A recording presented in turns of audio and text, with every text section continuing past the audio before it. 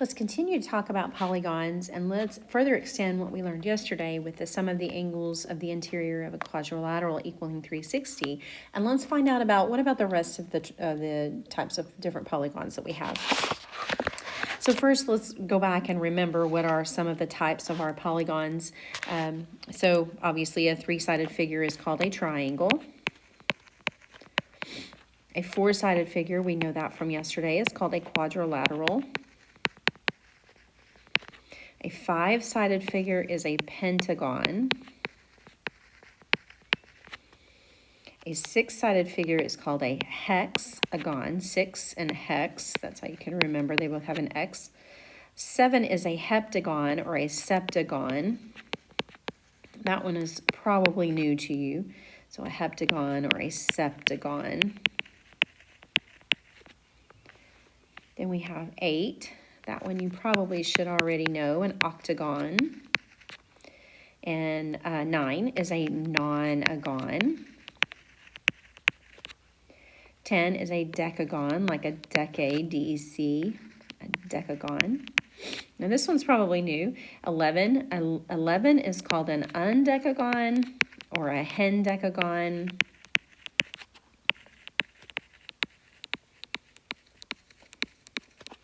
And then 12 is called a dodecagon. So the decagon would be 10, and then do would be 2, so 2 and a decagon, and undecagon would be 1 and a decagon, so 11.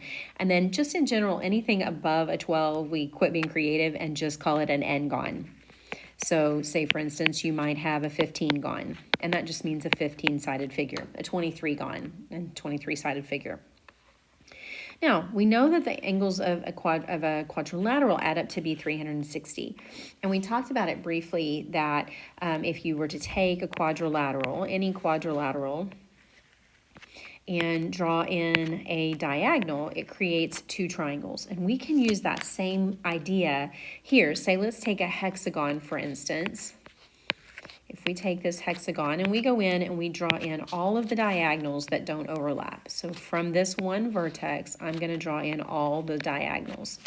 Well, what that creates is 1, 2, 3, 4 triangles.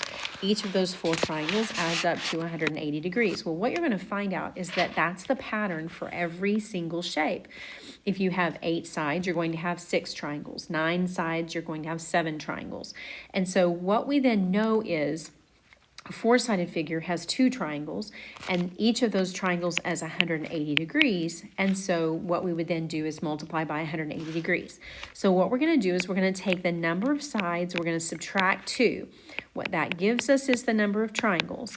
And then we're going to multiply that by 180 degrees because that is how many degrees are in each triangle. And that is going to give us the sum of the interior angle measures of a convex polygon. And we're always going to deal with convex. Very rarely will you ever see a problem that we're dealing with that is concave. Okay, so the sum, which means all of the interior angles add up to be n minus 2, the number of sides, minus 2, which is the number of triangles, times 180. So we have a convex polygon that has 13 sides. Find the sum of the measures of the interior angles. So if I do that, I have 13 sides. So I would have 13 minus 2 times 180. Well, that's 11 triangles times 180 degrees for each triangle. And that gives us 1980 degrees. So each of those angles would add up to 1980 degrees. Now that's whether it's a regular polygon or not. But what if it's regular? If it's regular, we could also use that to find each angle.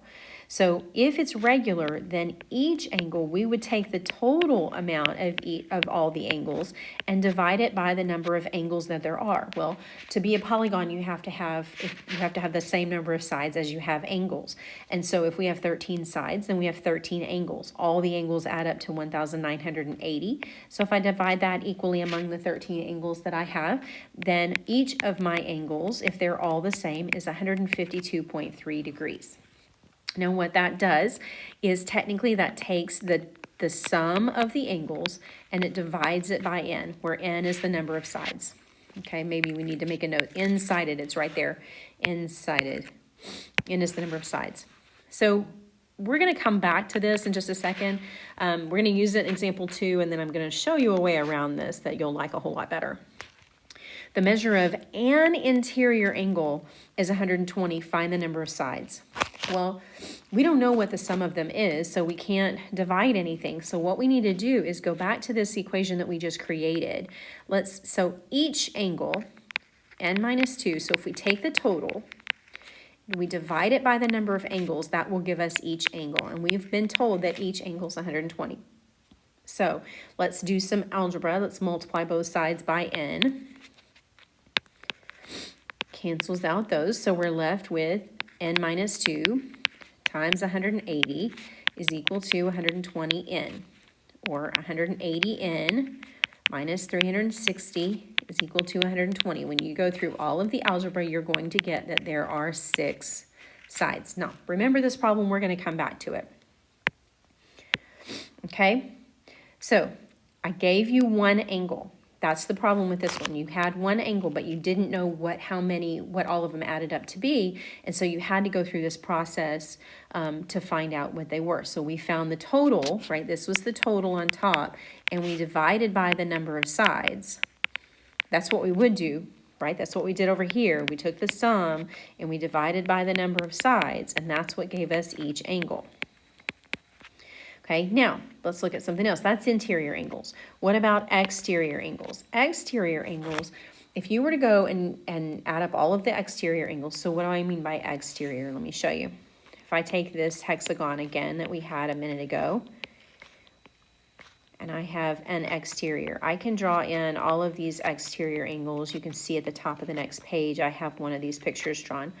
So I have all of these exterior angles. We only consider one angle at each vertex. You could draw them the other direction too.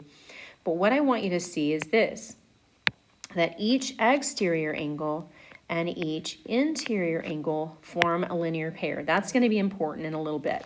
Okay, exterior plus interior.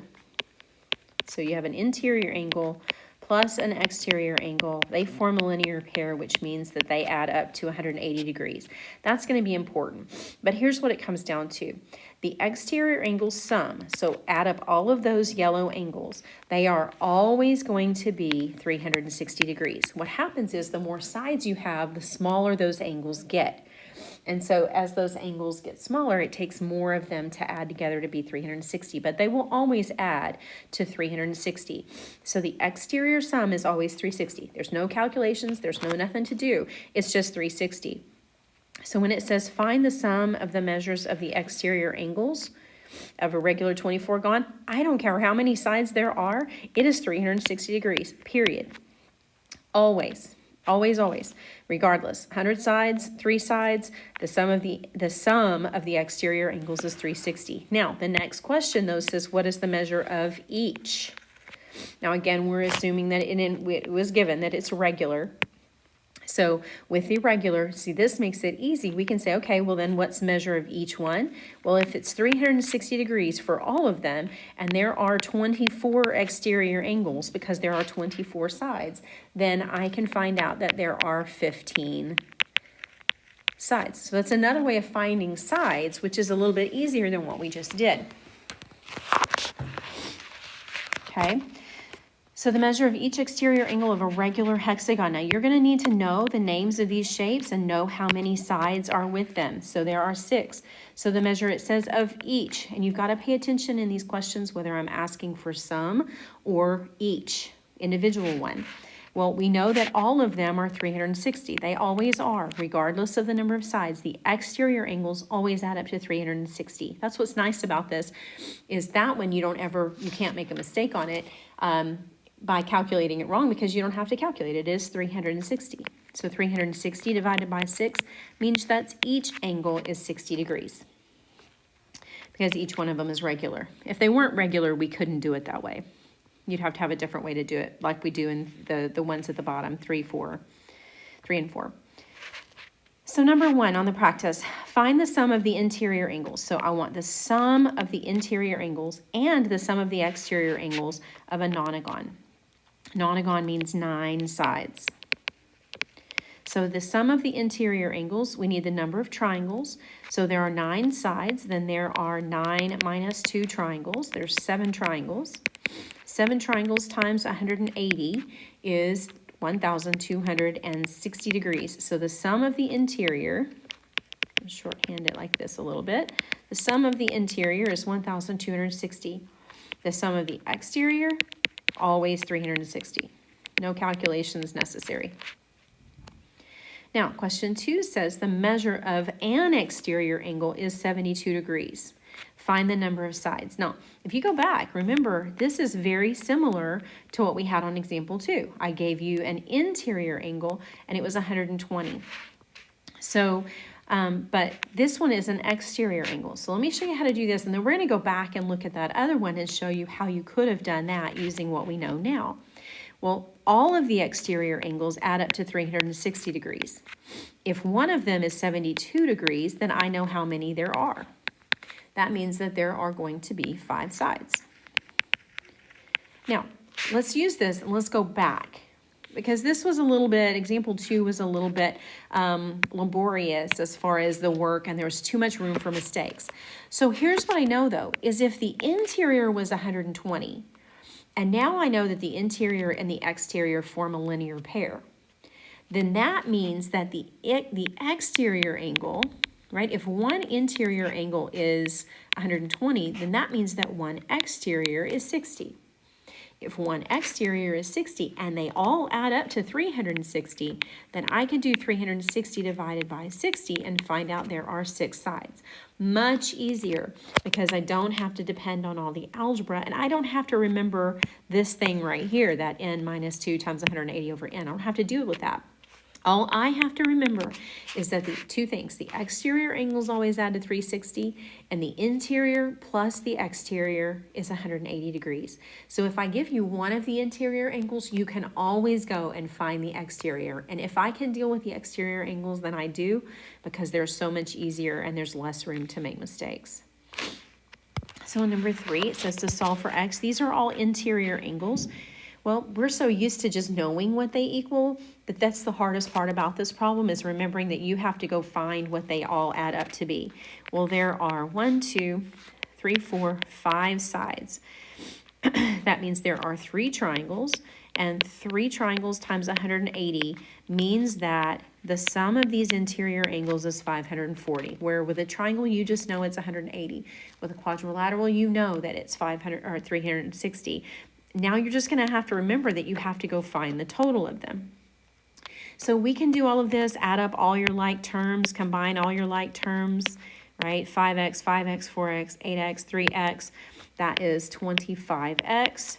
2, 10, 15, 8, and 5 is 40. And that should equal the total amount of 540. When you go through and solve that, you get that x is 20. And that's what I asked for you to find x. Here we have a hexagon. Well, we know that. And again, if you ever get lost, right? If you ever get lost and you can't remember how to do it, just divide it into triangles, count up your 180s. There's 180, 180, 180, 180. You have 480s. And so you can calculate then that this is 4 times 180, 6 sides, 4 triangles times 180 is 720. Or you can use your n minus 2 times 180 equation if that's easier for you to remember. So we know that all of these angles should add up to 720. If you add your 4 7x's and your 2 4x's here, that are, when you combine your like terms, you get 36x is equal to 720, or x is equal to 20. It's coincidence that both those problems ended up being equal to 20. Number 5, find the measure of each interior and each exterior angle of a regular octagon. Octagons have 8 sides. Now, here you have choices. Okay, you can find out the sum of the interior and divide by the number of sides, or you can use the sum of the exterior and divide by the number of sides. Either way. So let's start with like the way that we learned in the beginning. So The way that we learned in the beginning was to find all of the interior angles. So we took 8, we subtracted 2, which gave us the number of triangles, and multiplied by the 180 that belongs to each of the triangles. So if you get that, you get 1,080. All of them add up to 180, or 1,080. There are 8, and so each of them must be 135 degrees. Now from there, you know that your interior plus your exterior is 180, so then we can do that our exterior, if we take 180 and subtract 135, we find out that our exterior angle is 45. Now you could have also done it like this. You could have started with exterior. Exterior always adds to 360. So it always adds to 360, divided by 8, the number of sides, you find out that your exterior angle is 45. If the exterior angle is 45, then your interior angle is the linear pair. So you take 180, subtract 45, and you get 135. So either way, you can get your interior and your exterior by using the different things that you see. And you might need to use a combination of them. You might find the sum of the interior and get the interior, the sum of the exterior and get the exterior.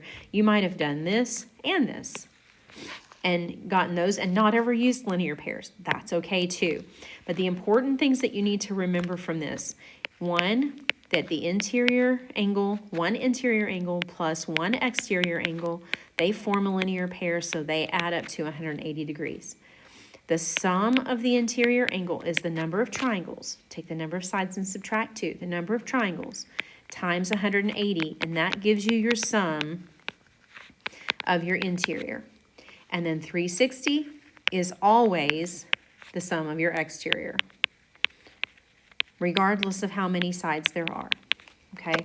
So that one is the most useful because it's the one that never changes. So these are the 3 pieces of information that you need to remember from this unit.